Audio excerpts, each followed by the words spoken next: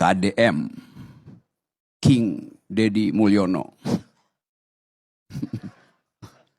Yang berbahaya sebetulnya bukan Deddy Mulyadi, Yunto Mulyono.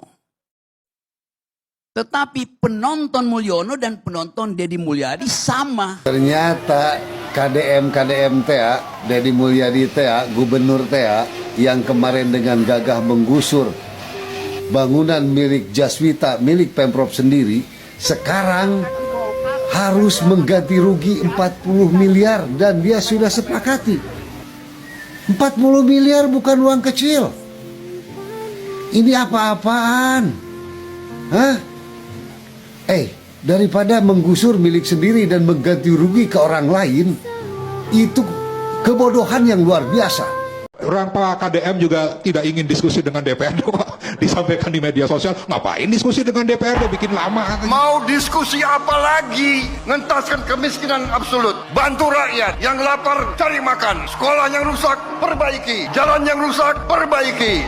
Diskusi. Sebelum kita lanjut ke videonya, untuk para pemirsa silahkan menyimpulkan sendiri bagaimana pandangan sahabat semua dengan berita ini atau dengan video ini nantinya. Salam untuk para bajer dimanapun berada. Tetap semangat, sebanyak-banyaknya bikin konten negatif tentang saya, agar bapak dan ibu bisa ngebul dapurnya. KDM, King Deddy Mulyono. Yang berbahaya sebetulnya bukan Deddy Mulyadi, Yunto Mulyono. Tetapi penonton Mulyono dan penonton Deddy Mulyadi sama. Di dalam teori komunikasi ada satu prinsip yang menerangkan bagaimana orang mengkonsumsi kedangkalan gitu. Apa namanya deh ya? Society of the Spectacle. The Society of the Spectacle. Gimana bahasa Indonesianya? Masyarakat yang doyan nonton kedangkalan, kira-kira itu tuh. Ada teorinya, betul. Ada ya. Dalam hal itu, dia bermutu dalam soal memahami konsep-konsep dasar itu. Teori itu, dulu saya ngajar teori itu di jurusan filsafat. Itu bagian dari critical studies yang disponsori oleh pikiran-pikiran Marxisme itu, kiri. Yang menganggap bahwa ucapan, penampilan itu komoditas. Jadi kita lagi menonton orang jualan komoditas yang namanya penampilan. Apa istilah tadi? Visualisasi, bukan visi. Di situ bedanya. Kita nggak dapat. Visualisasi Jokowi sampai sekarang seluruh rakyat Indonesia tahu. Gorong-gorong, kesederhanaan. Tapi visinya orang nggak ingat. Deddy Mulyadi juga dimulai dengan problem yang sama. Tadi teman-teman pendukung Deddy Mulyadi mengatakan, yang penting visualisasinya bisa menghemat anggaran. Oh bagus. Tapi dalam politik orang mau ukur. Visualisasi itu demi apa kalau visinya dangkal. Mengirim anak ke barak itu dangkal. Barak itu didisiplinkan tubuhnya. Kalau kita belajar teori-teori disciplinary society oleh Michel Foucault misalnya. Fungsi barak militer mendisiplinkan tubuh.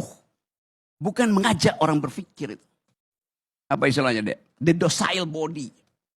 Tubuh yang didisiplinkan. Yang ditekuk, dibentuk. Anak itu nakal karena kreativitasnya bertumbuh. Diperlukan pedagogi.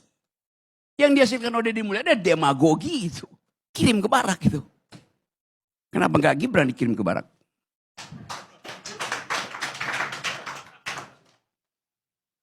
Atau ayahnya.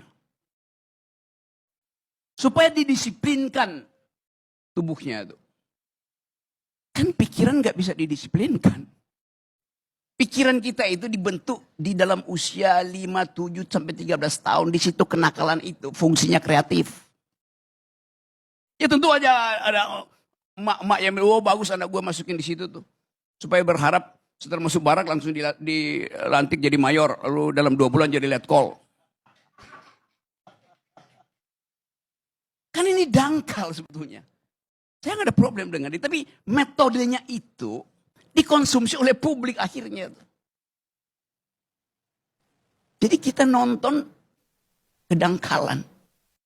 Dan itu yang berlangsung di kita setiap hari. Hanya dalam masyarakat yang IQ-nya 78, kedangkalan itu laku. Dan kita masih di situ. Mulyono, Mulyadi, sama-sama beroperasi di dalam market of stupidity itu. Yang terjadi itu, faktanya ada di situ kok. Di benak kita apa konsep kita tentang leader itu? Yang kita lihat sehari-hari adalah dealer, bukan leader. Yang nggak mampu mengucapkan sesuatu dan didalilkan untuk dibantah. Leader, dia bikin dalil supaya dibantah. Ini ada leader nggak mau dibantah. Begitu dibantah, dikirain buzzer itu kan.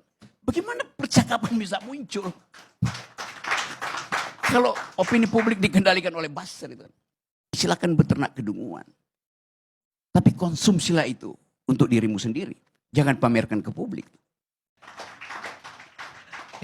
Ya, ini mungkin bias saya sebagai pendukung Kang Deddy ya. Gak apa-apa. Gak apa-apa ya. Gak apa-apa. Saya seneng aja. Nah, tapi kemudian kan ada pertanyaan besar ya. Kenapa ya orang itu mengagumi Kang Deddy sementara Kang Ondo menjelaskan secara cukup detail tadi ya persoalan-persoalan yang timbul akibat gaya kepemimpinannya Kang Deddy. Saya rasa begini, masyarakat udah capek kali ya melihat pemimpin-pemimpin atau wakil rakyat atau pejabat yang nggak mau turun ke bawah, nggak ketemu sama rakyat, ngomongnya teori-teori besar, tapi nggak menerapkan apa yang diteorikan itu secara nyata. All of a sudden, datanglah Deddy Mulyadi. Ya. Saya memilih menjadi orang yang berpikiran dangkal, tapi melahirkan hamparan tanaman. Daripada mengaku pikirannya dalam, hanya membuat banyak orang tenggelam. Bagi semuanya, kita hadapi berbagai kritikan dengan senyuman. Salam bahagia, sehat selalu, dengan melangkah hidup akan menjadi berkah.